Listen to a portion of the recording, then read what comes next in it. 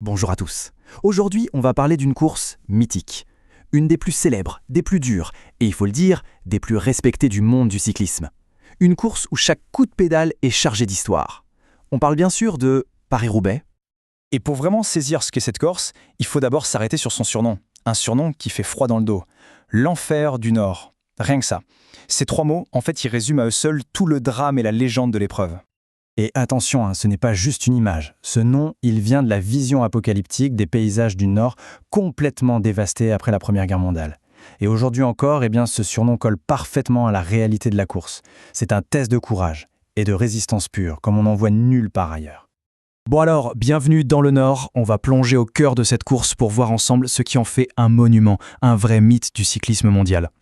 Alors, pour comprendre la légende, la première chose à faire, c'est de regarder le parcours. Et croyez-moi, les chiffres parlent d'eux-mêmes. Ils posent déjà le décor. Premier chiffre, la distance totale. On parle d'environ 260 km depuis le départ de Compiègne. C'est un véritable marathon. Déjà, juste ça, c'est énorme. Ça suffirait à mettre KO la plupart des sportifs.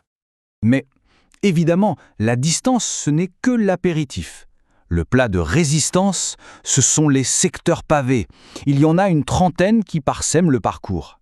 Imaginez, 30 combats à mener, pas contre les autres coureurs, mais contre la route elle-même. Et si on additionne tout ça, ça fait à peu près 55 km sur les pavés. 55 km! C'est juste dingue! Il faut s'imaginer les vibrations qui secouent tout le corps, du vélo jusqu'au bout des doigts. Le matériel souffre, les cyclistes souffrent. C'est une épreuve de torture, pure et simple.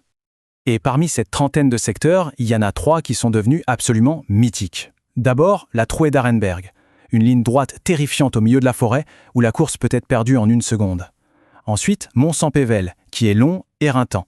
Et pour finir, le carrefour de l'Arbre, le juge de paix, là où souvent tout se joue dans les derniers kilomètres. Et comme si ça ne suffisait pas, les pavés ne sont pas le seul problème, non. Il y a aussi le vent, qui souffle fort sur ces routes très exposées.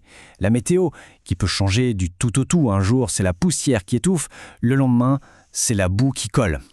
Et puis, bien sûr, il y a le rythme de la course, qui est juste infernal, du premier au dernier kilomètre. Bon, parlons maintenant de l'avenir, et plus précisément de l'édition 2026, parce qu'elle s'annonce déjà historique.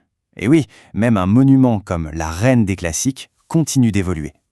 Alors, retenez bien cette date, le 12 avril 2026. Ce jour-là, il va se passer quelque chose de grand. Une sorte de petite révolution pour cette course qui a pourtant une si longue histoire. Alors, quel est ce grand changement? C'est simple. Jusqu'à maintenant, les hommes et les femmes couraient sur 2 jours différents. Eh bien, en 2026, pour la toute première fois, les 2 courses auront lieu le même jour. Ça promet un spectacle encore plus intense, une journée de cyclisme absolument folle. Et ça, ce n'est pas juste un détail de calendrier, loin de là. C'est un geste très fort, un vrai pas en avant pour le cyclisme féminin. Ça va lui donner une visibilité incroyable et encore plus de prestige sur l'une des scènes les plus regardées du sport mondial. Autre nouveauté importante pour 2026, la sécurité. Parce que, soyons clairs, Paris-Roubaix est une course dangereuse. Donc les organisateurs vont ajouter des chicanes juste avant certains secteurs pavés. L'idée, c'est de forcer le peloton à ralentir avant d'aborder les pavés à toute vitesse, et donc de limiter le risque de ces énormes chutes collectives qu'on redoute tous. Ok, on a parlé du parcours, de l'histoire, mais Paris-Roubaix, ce n'est pas que des cailloux et des kilomètres. C'est avant tout des héros, ces femmes et ces hommes qui osent affronter cet enfer. Évidemment, chez les pros, on va suivre les grands noms. Des coureurs comme Mathieu Van Der Poel, Tadej Pogačar, tous ces champions qui rêvent d'une seule chose, graver leur nom sur le fameux trophée en pavé. Mais alors une question se pose, est-ce que cet enfer est réservé uniquement à cette élite, à ces surhommes? Eh bien, la réponse va peut-être vous étonner. Regardez ce chiffre, plus de 6000. C'est le nombre de cyclistes amateurs qui se lancent ce défi fou chaque année. Oui, parce que la veille de la course des pros, il y a le Paris-Roubaix Challenge.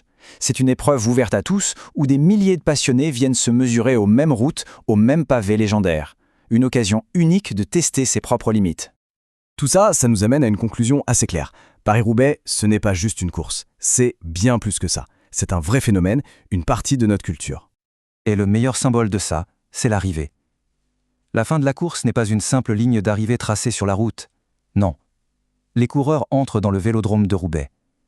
Ils font un tour de piste, acclamés par la foule. Qu'ils soient premiers ou derniers, ils sont tous des héros. Au final, cette course est devenue le symbole de plein de choses. Le courage, évidemment, l'endurance, bien sûr, mais aussi la tradition, le spectacle. C'est tout ça à la fois. Pour faire simple, c'est l'un des rendez-vous les plus emblématiques du cyclisme mondial.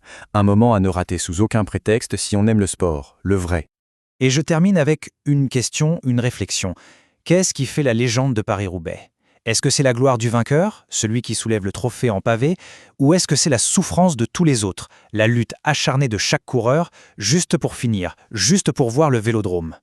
La réponse, je crois, elle est quelque part là-bas, sur les pavés de l'enfer du Nord.